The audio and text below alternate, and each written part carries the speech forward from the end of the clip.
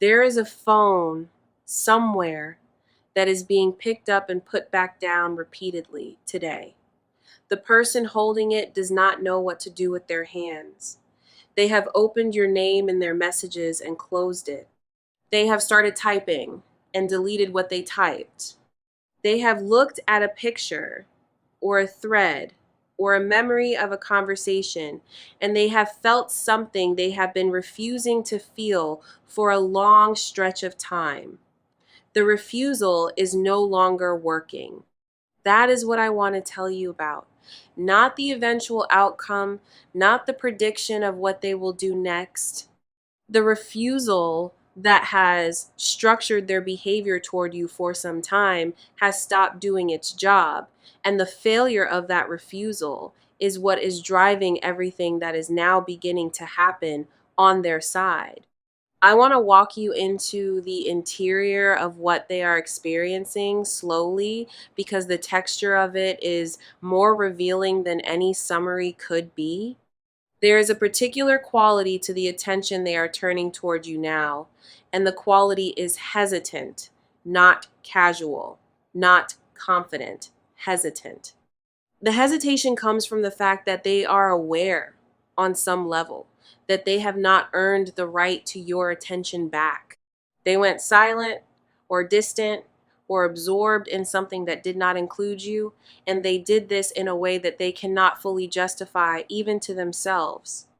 Now, with the time that has passed, they are looking at the gap they created and they are not sure how to cross it. The hesitation is not coldness.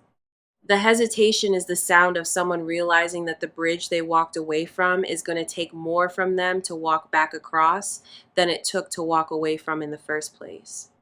There is a question that has been running quietly in the back of their mind. The question is, why did I do that? Not in a melodramatic way, in a methodical way. They have been reviewing the choices that led to your distance, and they are not finding good answers. The reasons that seemed compelling at the time look thinner from where they are sitting now. Some of those reasons were about other things in their life that demanded attention. Some were about parts of themselves they were not ready to examine. Some were simply the result of taking your presence for granted, the way people sometimes take for granted the things that are most reliably there for them. The taking for granted is the one that hurts them most when they look at it now because they are recognizing that you were doing something for them that they did not register as something. They thought it was the weather. They are realizing it was you. This recognition is what is producing the renewed attention, not the kind of attention that is easy to recognize as romantic, although it may include that. A more fundamental attention. The attention of someone who has woken up to the fact that they had been navigating their life with a particular orientation, an orientation that included you in a specific role, and that the orientation has been quietly malfunctioning since they stopped relating to you in the way they used to relate. They are now realizing that you were a kind of internal compass for them, not in any metaphysical sense. In a practical daily sense, something about the way you saw them, the way you spoke to them, the way you held space for them, helped them locate themselves. Without that orientation, they have been slightly off course in ways that have not always been visible to them, but that are now becoming visible. I want to slow down here because I am sensing something specific and I want to deliver it with care. You may be wondering how seriously to take this attention that is being turned toward you. There is a healthy skepticism in you that has been earned. People sometimes turn renewed attention towards someone simply because they are bored or because something else in their life has destabilized and they are reaching for a familiar comfort, or because they have not fully thought through what they want and are sending mixed signals into the world hoping something will happen. I want to address this skepticism directly. The attention I am sensing is not casual. It has weight to it. Whether or not it ultimately produces something that is good for you is a separate question. But the attention itself is not a passing thing. It is a returning of focus that has been building in their interior for longer than the recent moments would suggest. Here is how I can tell. There has been a pattern in their behavior recently of small references that you may have noticed without quite making sense of. Things that on the surface were unrelated to you, but that on closer inspection seemed like they might have been adjacent to thoughts of you. Songs they shared, posts they made, comments they offered in conversation that, in retrospect, seemed almost addressed to you, even though they were nominally addressed to someone else.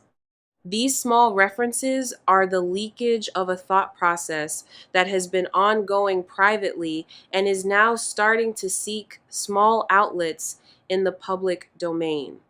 People who are not thinking about someone do not generate these kinds of half-coded references. The references are evidence of a sustained interior process. The interior process is now intensifying. The intensification is what is going to produce the more direct contact.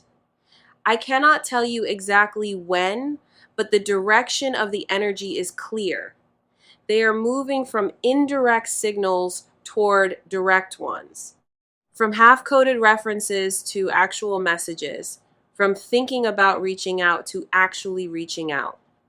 The progression is happening on its own internal timeline, but it is progressing. You may receive something soon. You may already have received something that, in retrospect, you will recognize as the first step in this sequence, even if it did not look like much when it arrived. Pay attention to communications from this person, even small ones. Each one is loaded with more meaning than its surface suggests. This is Cancer Tarot, and I want to take a moment to address you, the person on this side of the situation, because the entire reading so far has been about what is happening inside them, and I do not want to leave you in the position of merely observing their process. You have your own process. You have your own response to all of this. You have your own complicated mixture of feelings about someone whose attention is now turning back toward you after a period in which it was elsewhere. I want to honor that mixture because it is important. The first thing I want to say is that you are allowed to feel whatever you feel. You may feel a flush of vindication. You may feel a softening in the part of you that had been hardening in their absence. You may feel anger. You may feel sadness.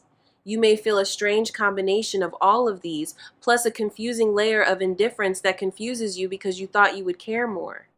All of these are valid responses. The validity of your response does not depend on whether the response is consistent or whether it matches what you imagined you would feel. Real emotional life is messier than imagined emotional life.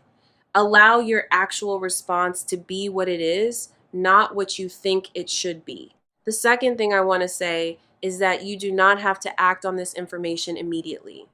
Their renewed attention does not put you under any obligation to respond in a particular way, on a particular timeline, with a particular emotional tone. They went away on their own schedule. You are allowed to move on your own schedule too. If they reach out and you need a few days, take a few days. If they reach out and you need longer, take longer.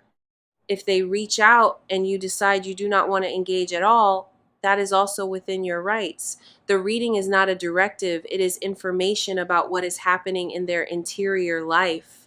What you do with the information is yours to determine. I want to share something I am noticing about the dynamics of return, because this is a subject that I find people often misunderstand. When someone who has been distant returns their attention, there is a temptation to interpret the return as a simple positive event. They are back. They are interested again.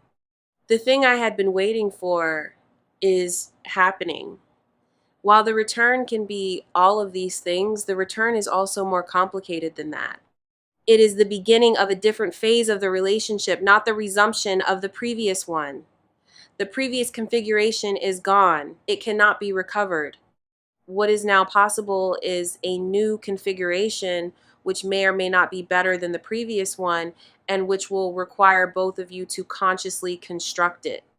Returns that pretend to be resumptions almost always fail.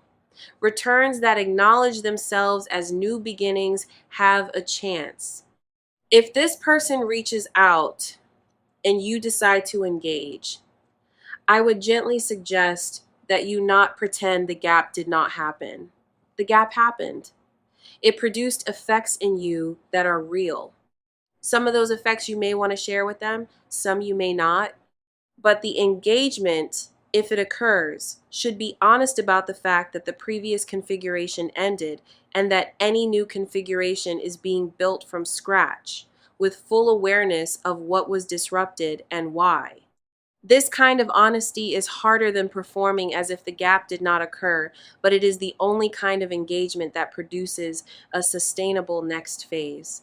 Anything less honest will reproduce in some form whatever produced the gap in the first place. I want to speak about something I am sensing in their interior life that you may not have access to from the outside. They have been carrying a kind of guilt that they have not fully acknowledged. The guilt has not always presented itself as guilt.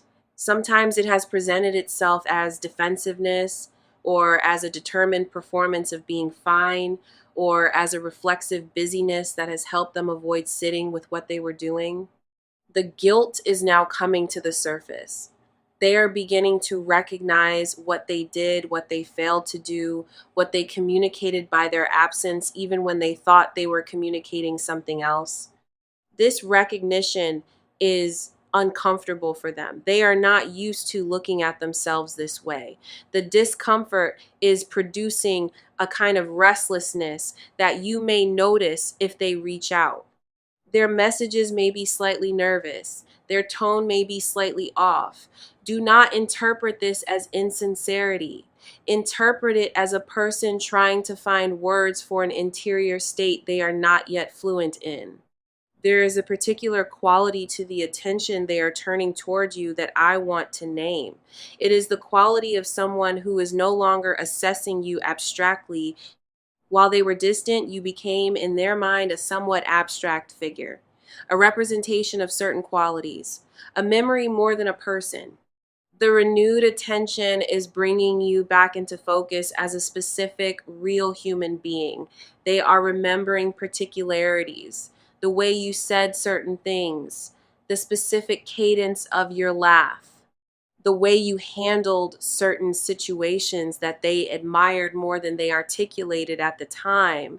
The defocused image is becoming a clear image. The clear image is producing in them a different kind of feeling than the abstract memory was producing. The abstract memory was easy to dismiss. The clear image is harder to set down. I want to address the fact that you are now a different person than the person they used to know. The version of you that they had a relationship with, in whatever form that relationship took, is not the version of you who would be receiving them if they returned. You have been changing all this time, regardless of their absence, and probably partly because of it. The version of you who exists now has integrated certain lessons, has built certain new capacities, has revised certain expectations, is in some ways a more developed person than the person they last engaged with. They are returning to someone who is not quite who they remember. This is going to be one of the most interesting parts of the dynamic if it resumes in any form. They are going to discover gradually that you are not exactly the figure they have been carrying in their mind. The discovery will surprise them. Some of the surprise will be wonderful. Some of it will require adjustment on their part. If they cannot adjust, the renewed attention will not produce a sustainable next chapter.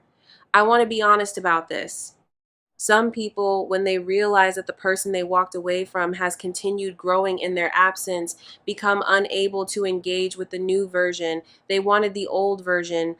They built their renewed interest around a figure who has, in fact, moved beyond that figure.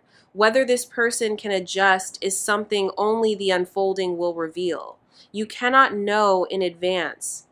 What you can do is hold the standard of who you have become as the standard you require for any continued engagement. You do not need to perform any earlier version of yourself in order to make their return easier. Let them meet who you actually are now. If they can rise to that, the engagement is worth continuing. If they cannot, you have learned something important early enough to spare yourself a longer disappointment. Here on Cancer Tarot, I want to mention something I have noticed about people who are in your position on the receiving end of returning attention. There is sometimes an instinct to make the return easier than it should be, to preemptively forgive things that have not yet been adequately addressed, to smooth over the rough edges of the gap so that everyone can feel comfortable again. This instinct comes from a generous place. It is, in many ways, an expression of one of your most beautiful qualities, the quality of wanting people around you to feel okay. But in this specific situation, the smoothing instinct can work against you. Some difficulty in the return is actually appropriate. Some friction is part of how the new configuration earns its right to exist. Smoothing too quickly skips the necessary work and produces a brittle reconciliation that breaks the next time pressure is applied. What I am suggesting is that you allow some friction. Allow them to feel some discomfort about what they did. Allow yourself to express, in whatever measured form you choose, what the gap actually cost you. Allow the conversation to have some texture. The texture is what makes the new configuration sturdy. Smoothness in the early stages of return often correlates with fragility later.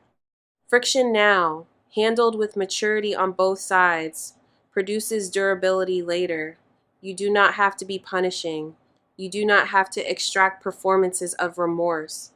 You only have to be honest and to require honesty in return, and to let the conversation include some of the harder material that needs to be included. I want to tell you something about your own interior process during this period, because I am sensing that you have a couple of competing currents running inside you.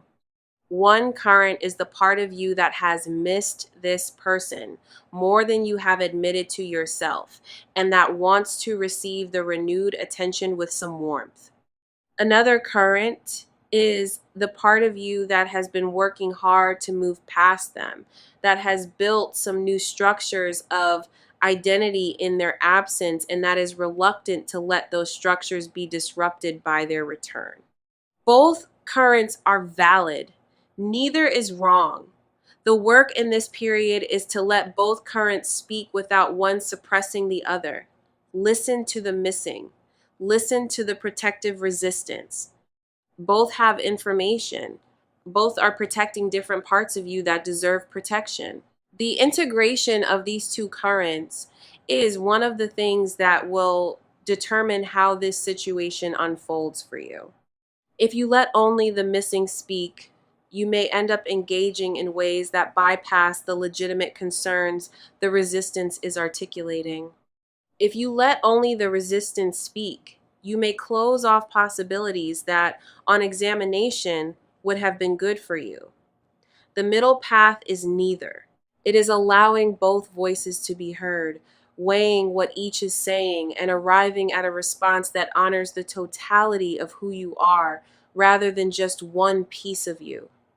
This kind of integration is not easy. It requires patience with yourself, but it produces decisions you will be able to stand by. There is something I want to mention about the timing of all of this, because I sense that timing is going to be relevant. The energy I am picking up suggests that the renewed attention is going to express itself in waves rather than in a single declarative moment. There will not be one big message that says everything. There will be a series of smaller communications spread out over a stretch of time that gradually builds towards something more substantial. This is partly because they are unsure of how to proceed and are testing the waters. It is partly because the realization on their end is itself unfolding gradually, and they are sharing it as it becomes available to them rather than waiting until it is fully articulated. The wave structure has implications for how you respond. You do not have to make a final decision based on the first message. You can engage with each communication as it comes, getting more information about what is actually happening on their side, and updating your assessment as the situation reveals itself. This is the wisest way to handle a wave-structured return. Treating the first message as the whole picture would lead to premature conclusions. Letting the picture develop in its own time gives you the most accurate read on what is actually being offered. I want to speak briefly about your own attention, which is also a factor in how this unfolds. Throughout the period of distance, you have learned to direct your attention elsewhere, toward your own life, toward other people, toward your own development. This was healthy. It was necessary. The attention you developed in their absence is now a resource that belongs to you. As they return their attention to you, there will be a temptation to reroute your attention back toward them, to mirror their movement. I would suggest holding back on full mirroring. Continue, even as you engage with their renewed attention, to direct significant amounts of your own attention toward the life you have been building. Do not let their re-entry into your awareness take over the awareness. Keep some of it for yourself.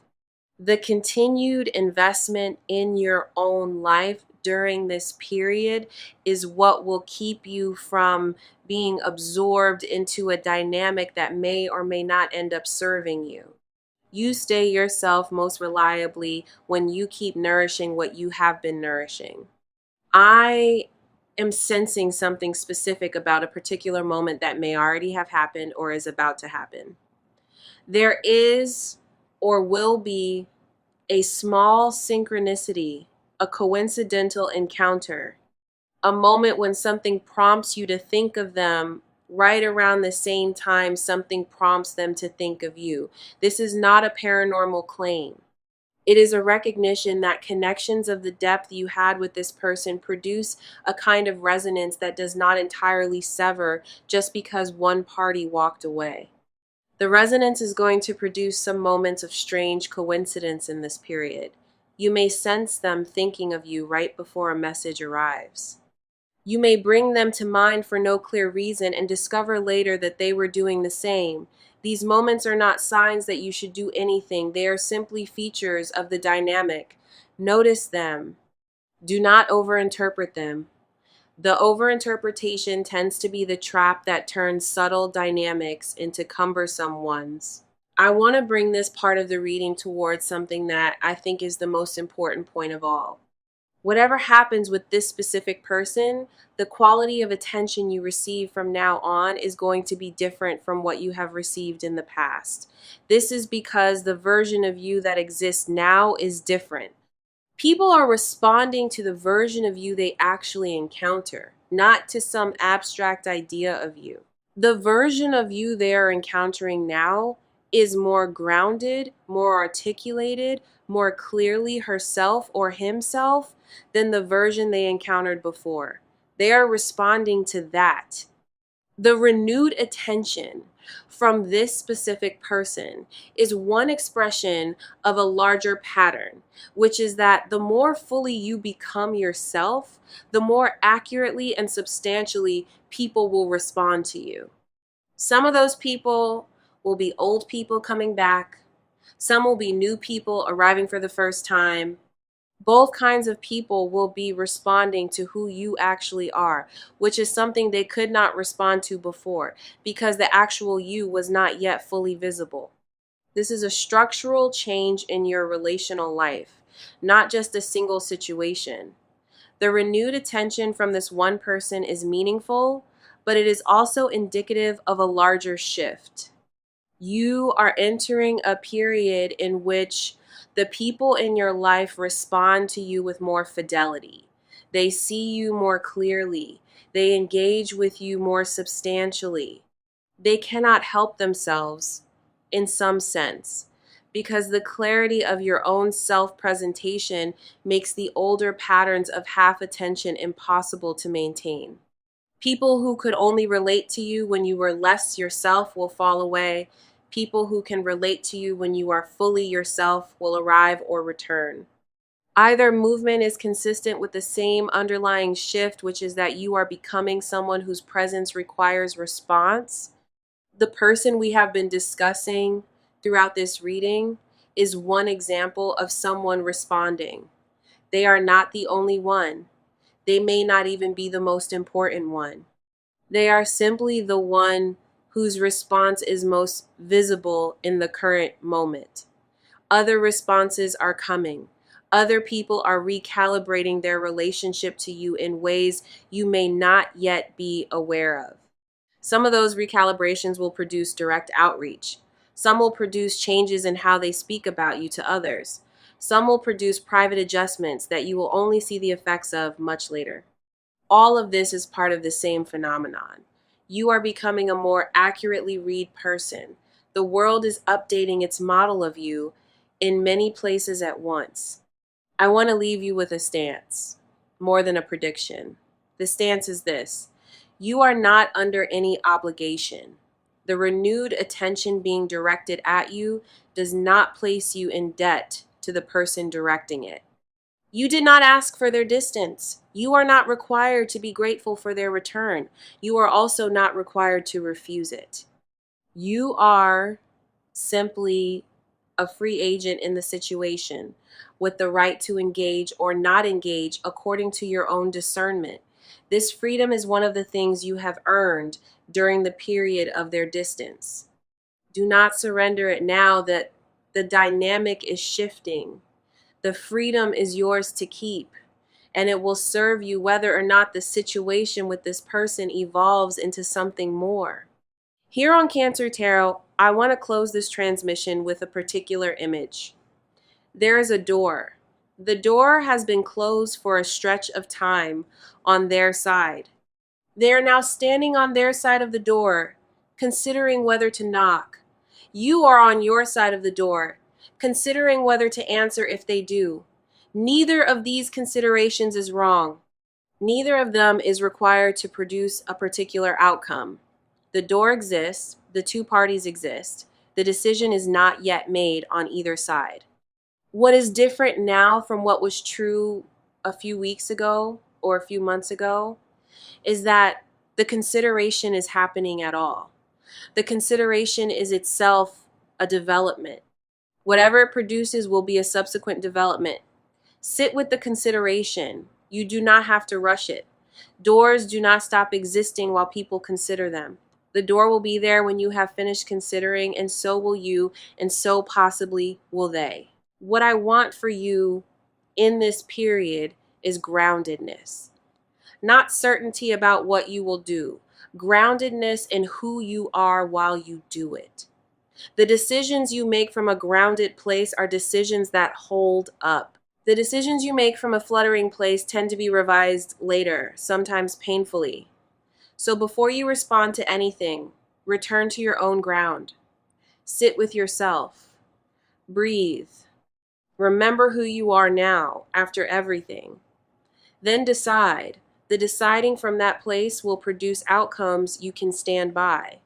You have done extraordinary work in their absence. Whether or not they ever fully recognize it, the work happened and its products are intact. You are different now, better in some ways. Not because of suffering, but because of what you did with the suffering. You alchemized it. You use the time to develop. The development is a permanent acquisition. It does not depend on their return for its value. They are returning in whatever form their return takes into a life that is already worth living, that is already in motion, that does not require their participation to be meaningful. This is the most stable position you could possibly be in for a returning party to encounter. They are arriving at someone who does not need them. That, ironically, is the condition under which the return has the best chance of producing something good. If they meet you well, beautiful. If they do not, you continue. Either way, you are not stuck, you are not waiting, you are not on hold. You are living. The renewed attention from this person is one factor in an ongoing life that has many factors and that does not pivot on this single one.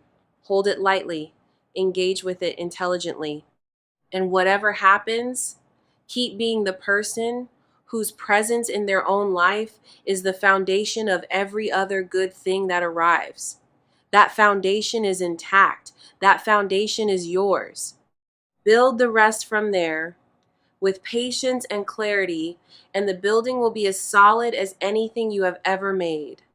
You are seen, you are sought, the seeking is real, and you, who once might have been more vulnerable to being sought after silence, are now whole enough to receive the seeking on your own terms. That is the deepest gift of the period you have been through. Keep it, use it, and let the situation unfold in whatever direction it unfolds, knowing that whichever direction it goes, you will be okay. You will be more than okay. You will be exactly the person you have been becoming all along. In this time when no one was watching as carefully as they should have been, the watching has resumed. You are ready for it. Let it come.